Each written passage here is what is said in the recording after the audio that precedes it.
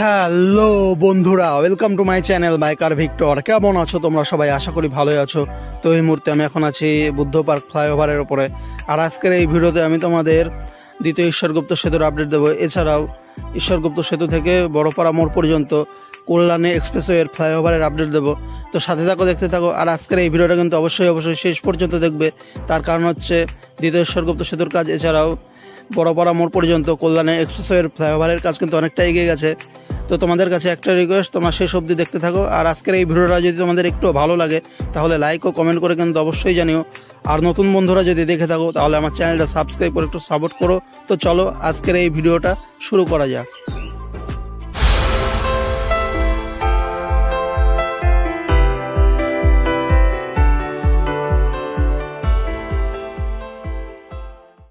তো আমি এখন বুদ্ধ পার্ক ফ্লাইওভার থেকে নেমে পড়লাম। নেমে আমাকে এখন বাঁদিকের এই রাস্তা ধরতে হবে, যেহেতু এখন এই রাস্তায় চালু আছে। এই দিক দিয়ে কিন্তু সব যানবাহনগুলো আপ ডাউন করছে। আর আমার ডান দিকের ওই পাশের রাস্তা এখন বন্ধ আছে।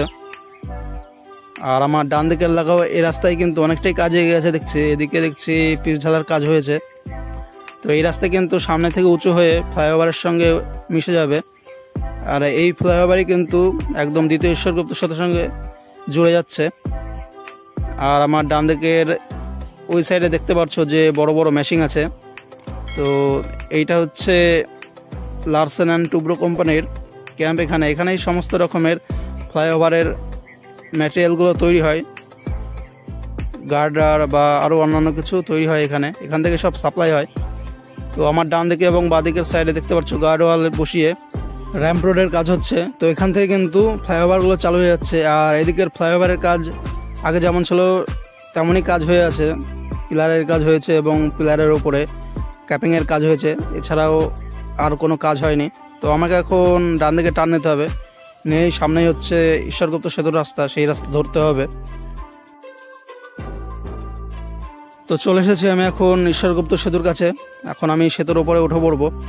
আর এই ঈশ্বরগুপ্ত সেতু এমন একটি সেতু, এই সেতু হচ্ছে দিল্লি রোডের সঙ্গে কল্যাণী এক্সপ্রেসওয়ে এবং NH-12কে যুক্ত করছে। এছাড়াও হুগলির সঙ্গে উত্তর 24 পরগনা এবং নদিয়া জেলাকেও কিন্তু যুক্ত করছে।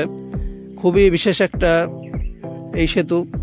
তো এই সেতুর বয়স অনেকটাই হয়ে গেছে, যার জন্য কিন্তু বড় বড় যানবাহনগুলো এই ব্রিজের ওপর দিয়ে যাতায়াত করতে পারে না। তার জন্য কিন্তু বাবাসে দ্বিতীয় ঈশ্বরগুপ্ত সেতু নির্মাণের কাজ চলছে। তো এই দ্বিতীয় ঈশ্বরগুপ্ত সেতু নির্মাণ হয়ে গেলেই কিন্তু সমস্ত রকমের বড় বড় যানবাহনগুলো এদিক দিয়ে যাতায়াত করতে পারবে।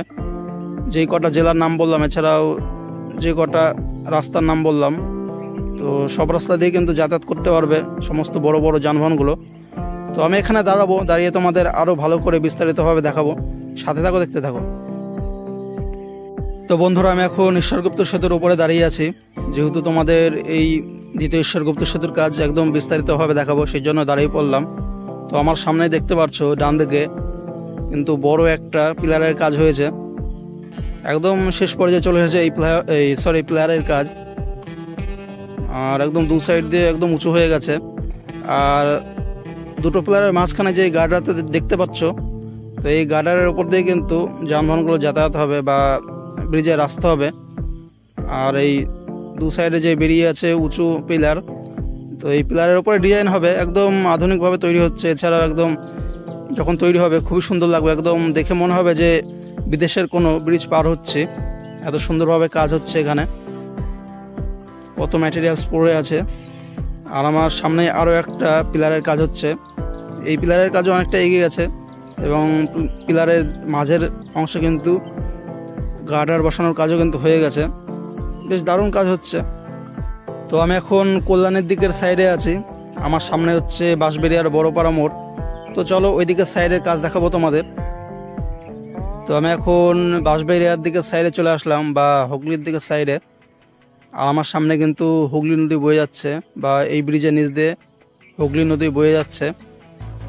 আর নদিয়া জেলার দিকের সাইডে বা কল্যাণীর দিকের সাইডে যতটা কাজ এগিয়েছে এই দ্বিতীয় ঈশ্বরগুপ্ত সেতুর পিলারের কাজ, কিন্তু এই হুগলির দিকের সাইডে কিন্তু ততটা এগোয়নি, খুবই ধীরগতিতে চলছে কাজ। তো এই যে আমার সামনে কিন্তু আরও একটা পিলারের কাজ চলছে।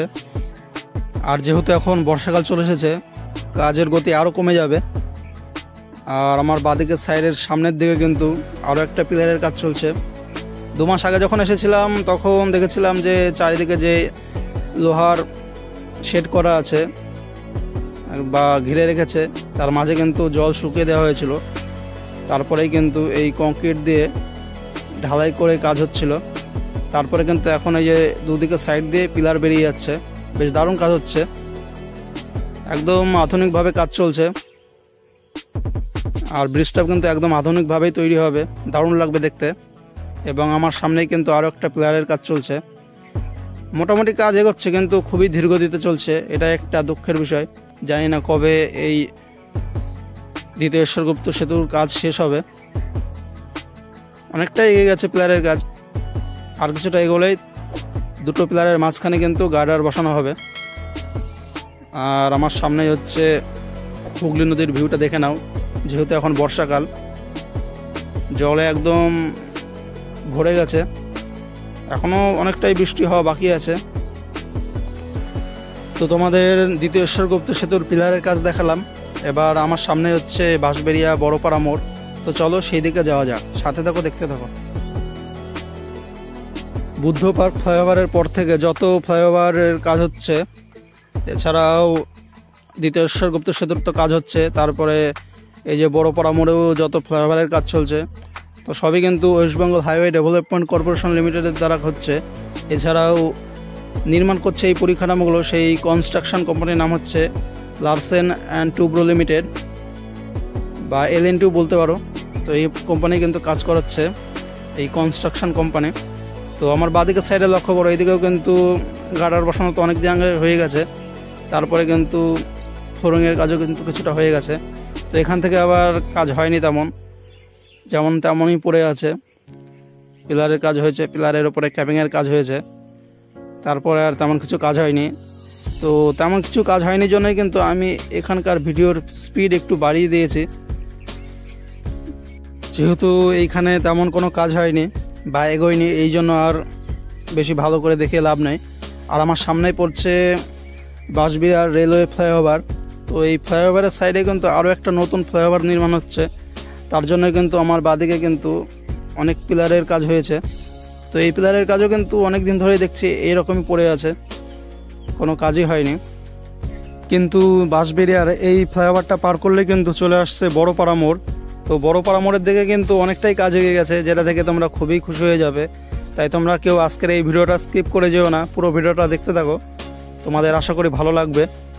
তো এই যে আমার বাঁদিকের সাইডে লক্ষ্য করো, এদিকে কিন্তু পিলারের কাজ হয়েছে, পিলারের ওপরে ক্যাপিংয়ের কাজ হয়েছে। তোমরা বুঝতে পারছো কিনা জানি না। আর তোমরা হয়তো ভাবছো যে খালি বাইক চালিয়ে যেই যাচ্ছে কিন্তু দাঁড়াচ্ছে না কেন। তার কারণ হচ্ছে আমার বাড়িতে অনেক দূর থেকে এসে তোমাদের এইরকম রাস্তার আপডেট দিয়ে থাকি আমি।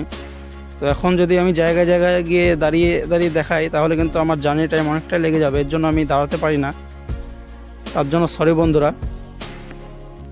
তো যাই হোক বন্ধুরা, কথা বলতে নেমে পড়লাম বাঁশবেড়িয়া রেলওয়ে ফ্লাইওভার থেকে। তো এই যে আমার বাঁদিকেও কিন্তু দেখছি তেমন কোনো কাজ হয়নি, কিন্তু সামনের দিকে কাজে গিয়েছে। এই যে দেখতে পাচ্ছ গার্ডার বসানো হয়েছে, গার্ডার বসানোর পরে কিন্তু ফ্লোরিংয়ের কাজও কিন্তু হয়েছে। তো আমার সামনে কিন্তু বড়পাড়া মোড়, এখান থেকে দেখা যাচ্ছে, ওই যে দূরে দেখা যাচ্ছে সব গার্ডার বসানো শুরু হয়ে গেছে। 2 মাস আগে যখন এসেছিলাম তখন এদিকে গার্ডার বসানোর কাজ হয়েছিল না, এখন কিন্তু জোর কদমে কাজ এগিয়ে গেছে। আমি কিন্তু দেখে অবাক হয়ে গেছি। তো ডান দিকের ফ্লাইওভারটা চলে যাচ্ছে মগরা ফ্লাইওভারের দিকে বা দিল্লি রোডের দিকে, আর বাঁদিকের সাইডের ফ্লাইওভার চলে যাচ্ছে সপ্তগ্রামের দিকে, সপ্তগ্রাম ব্যান্ডেল। তো ওই দিক দিয়েও কিন্তু দিল্লি রোড ধরা যায়। তো আগে তোমাদের আমার ডান দিকের সাইডের ফ্লাইওভারের কাজ দেখিয়ে দিই আগে, তারপরে বাঁদিকের সাইডের ফ্লাইওভারের কাজ দেখাবো। আগে এদিক থেকে ঘুরে আসি, পুরোটাই দেখাবো তোমাদের। তো এখান থেকে আমাকে ডান দিকে টার্ন নিতে হবে, টার্ন নিয়ে সামনের দিকে এগিয়ে যাব। তো তোমরা যখন আমার মতো যখন এই ফ্লাইওভারটা চালু হয়ে যাবে, যখন তোমরা মগরা ফ্লাইওভার ধরবে, তখন কিন্তু তোমরা বড়পাড়া থেকে ডান দিকে টার্ন নিয়ে সামনে পড়বে গজঘণ্ট মোড়। গজঘণ্ট মোড়ের সাইড দিয়ে গিয়েই তোমরা কিন্তু মগরা ফ্লাইওভারে উঠে যেতে পারবে। এভাবেই রুটটা হবে যখন এই ফ্লাইওভার চালু হয়ে যাবে।